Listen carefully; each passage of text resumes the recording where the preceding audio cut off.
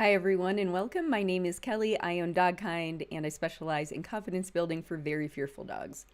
The topic for this week is building confidence with enrichment, and in particular,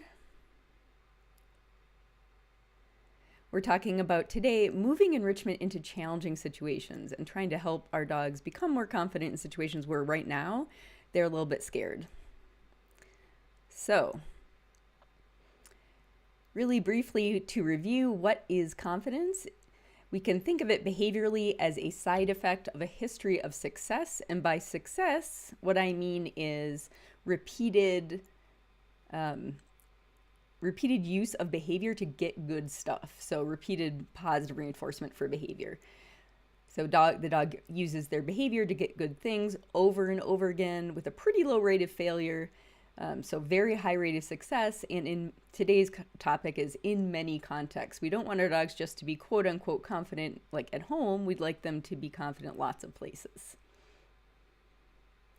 So to put that more simply, we want to teach enrichment skills and make sure that they are successful. So the dog is getting good things, right? They can win the game, and hoping that as a result, they become what we might call more confident. And what that might look like is just using their skills to get good things rather than using their behavior to avoid or escape stuff they think is scary.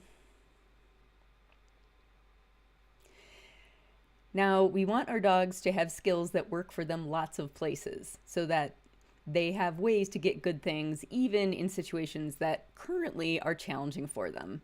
That means we want this cycle of trying an enrichment skill, getting good stuff, hopefully feeling good about it, repeat, repeat, repeat in lots of different situations. And you see our little corgi here over on the left.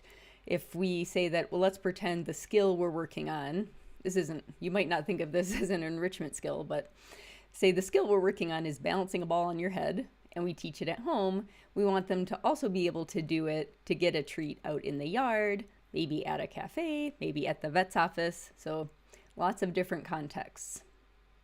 And this is what I talked about in the last two videos. So if you haven't watched those, go back and check them out. But today we're now particularly talking about scenarios in which your dog is currently scared or worried. So now we've got our little corgi on the left at a birthday party, in the car, on a neighborhood walk, and at the vet. So some of those situations might be places your dog is worried. So how do we teach enrichment skills? How do we get our dogs to do enrichment activities in scenarios in which right now they're not comfortable? And this is actually pretty challenging, but I'm going to break it down and give you a short example. How to generalize enrichment into new contexts.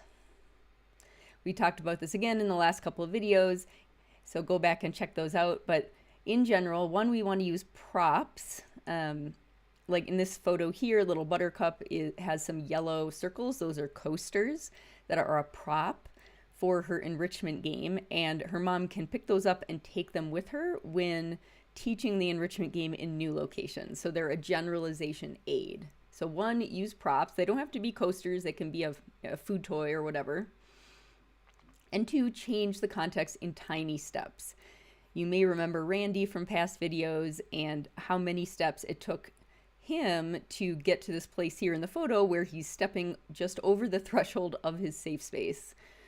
So tiny, tiny steps, and migrating the enrichment game very slowly into more challenging scenarios.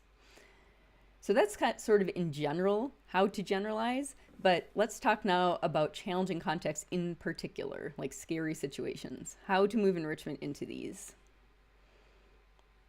The first thing I'd like you to do is pick a goal. Think about a challenge that your dog has right now, a context or setting where you'd really like them to be happier and more confident.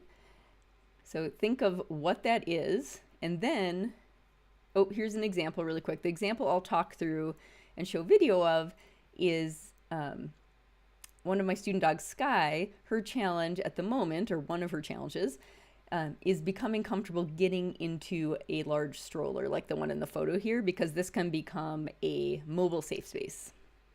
So that's a goal or a challenge.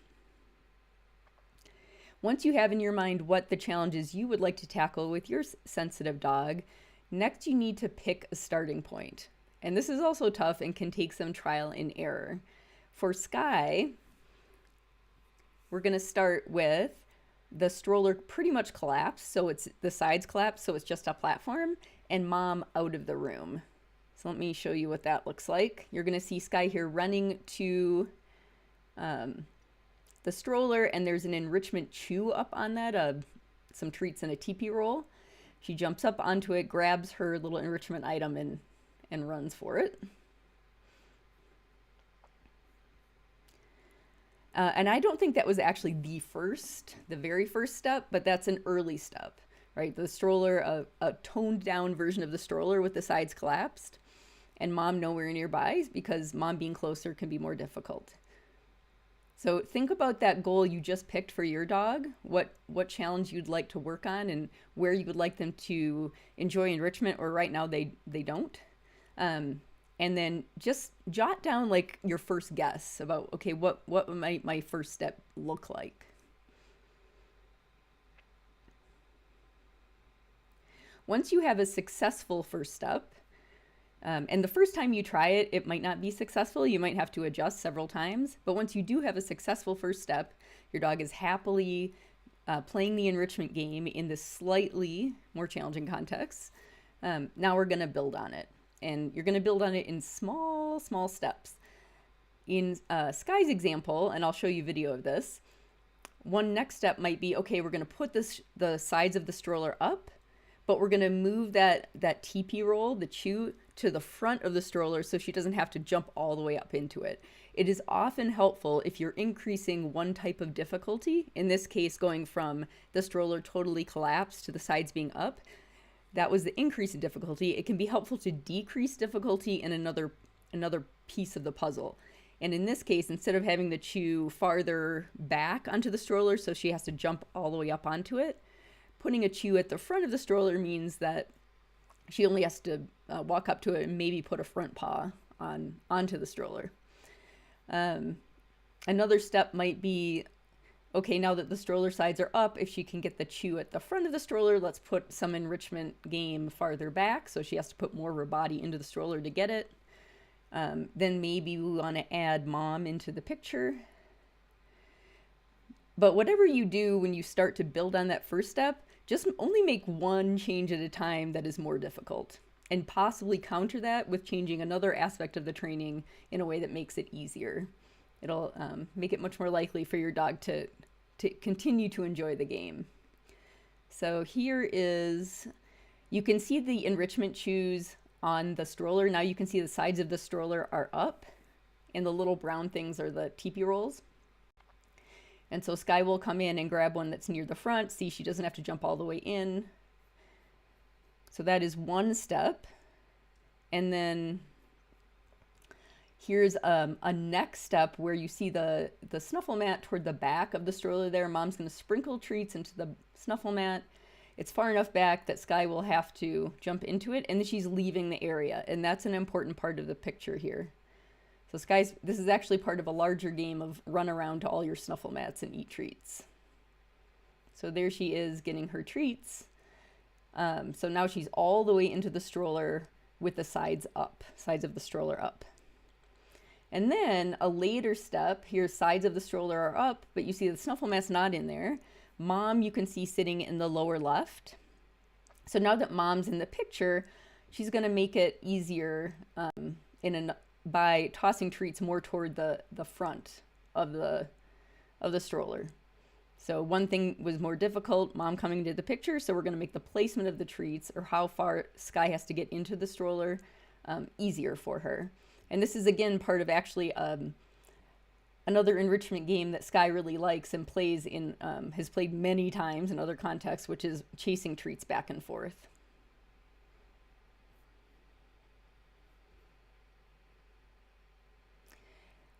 Here is your homework or your action steps if you would like to move your dog's enrichment game that you have already identified into more challenging contexts. And that the first step really is building a strong positive reinforcement learning history with that enrichment game.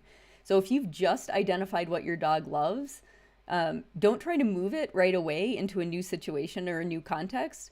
Spend some time just really letting them enjoy it and having many, many successful sessions with their enrichment game.